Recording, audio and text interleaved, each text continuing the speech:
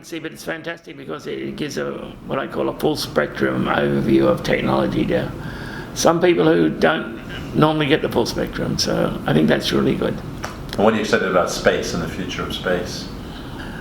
Well, space is, over the next 5 years, going to totally change our lives, and most people don't realise it. Within 5 years from now, there'll be hundreds of thousands of very small satellites orbiting in low Earth orbit. Give you an example. Elon Musk has already got approval to launch 11,300 satellites in the next 12 months. That's one person. And the only way of describing that to most people is, you know what the smartphone revolution did down here on Earth? This is like putting smartphones on steroids in space, and I've calculated it's going to have 100 times the impact of the internet. That's going to change lives. Amazing. And what would you be worried about? Anything worry about the future of space? Well, it's not so much space. The whole issue is technology. Technology is coming together at a rapid rate, and it's not just space, it's nanotechnology, it's artificial intelligence, blah, blah, blah. And they're all coming together at the same time. And if you look at the history of mankind, technology of itself is good, but it can be used for good and can be used for bad. And it's up to civil society to make that decision. Terrific. And what will you be talking about when you come to CeBIT? Well, I think I'll talk about what Australia looks like from space, and I've got my home photographs, so my vacation photographs from space. And I think I'll speak very briefly on exactly what we just said about what space, the new space 2.0 is going to do to our lives. Terrific.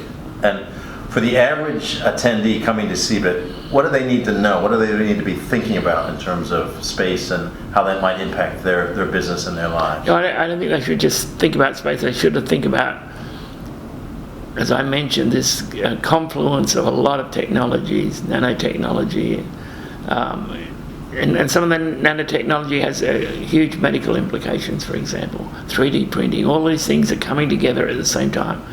That is going to dramatically change people's lives. Space or integrated, that's all. Terrific. A little deeper into what is Space 2.0? Sure, I'll give you an example. Australia, basically, when you look at the exports, it exports food and it exports minerals, okay. Let's take food, let's take agriculture. 5 years from now, a typical farmer in Australia will do the following.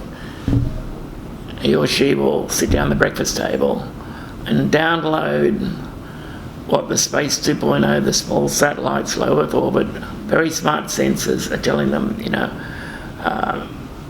water table, what needs to be ploughed, what needs to be cut, what needs to be sprayed, whatever. That will all be done from space.